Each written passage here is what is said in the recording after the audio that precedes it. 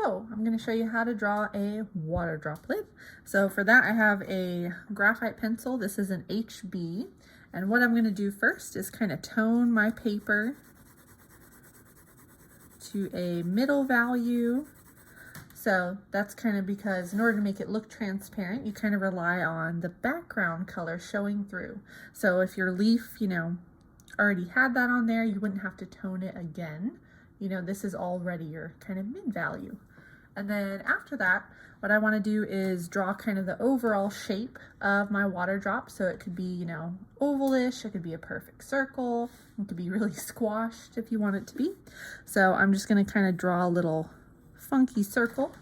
And then what I want to do next is start by putting in my shadows. So inside of the circle, you kind of have a shadow that curves,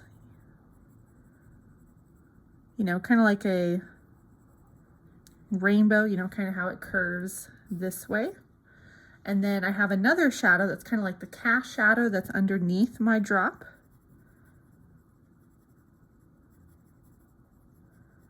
And you want that to kind of blend into the background. You don't want it to be too dark. Like I could have made that a little bit smaller.